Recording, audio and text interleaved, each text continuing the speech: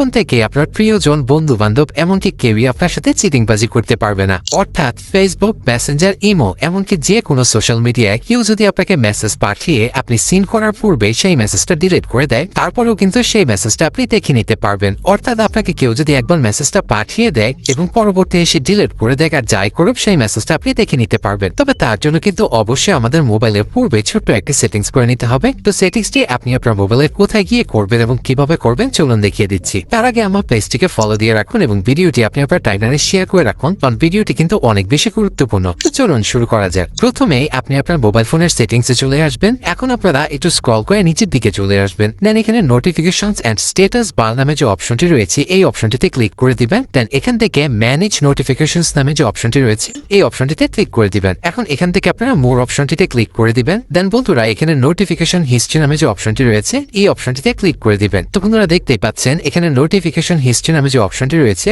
এই অপশনটি কিন্তু এখানে ডিসেবল করা আছে। আপনারা এখান থেকে এই অপশনটিকে এনাবল করে দিবেন। তো বন্ধুরা এই সেটিংসটি যদি আপনারা এখান থেকে এনাবল করে দেন, তারপর থেকে কিন্তু কেউ যদি আপনাকে মেসেজ পাঠিয়ে ডিলিট করে দেয় সেই মেসেজটা কিন্তু আপনারা এখানে দেখে নিতে পারবেন। তো আমি আপনাদেরকে এখানে চেক করে দেখিয়ে দিচ্ছি। আমি এই ডিভাইসের মেসেঞ্জারে অন্য একটি ডিভাইস থেকে মেসেজ পাঠাবো। তো বন্ধুরা এই যে দেখুন মেসেজটা কিন্তু এখানে চলে এসেছে। এখন আমি আবার সেই ডিভাইস থেকে এই মেসেজটাকে ডিলিট করে দিব। তো আমি মেসেজটা ডিলিট করে দিয়েছি। এই যে দেখুন মেসেজটা ডিলিট হয়ে গিয়েছে। আমি কিন্তু মেসেজটা সিন করিনি, কিন্তু ডিলিট করার সাথে সাথে কিন্তু সেই ডিলিট করার মেসেজটা এখানে চলে এসেছে। আমি যদি এখানে মেসেজটা ওপেন করি, এই যে দেখুন মেসেজটা কিন্তু এখান থেকে ডিলিট করা হয়ে গিয়েছে। তারপরেও কিন্তু সেই ডিলিট করার মেসেজটা এখানে চলে এসেছে। তো বন্ধুরা এভাবে কিন্তু খুব সহজেই আপনার প্রিয়জন, বন্ধু বান্ধব অথবা আত্মীয় স্বজন কেউ যদি আপনাকে মেসেজ পাঠিয়ে সেই মেসেজটা ডিলিট করে দেয়, আপনি কিন্তু এই সেটিংসটা অন করে এখানে এসে মেসেজগুলো দেখে নিতে পারবেন। That's it.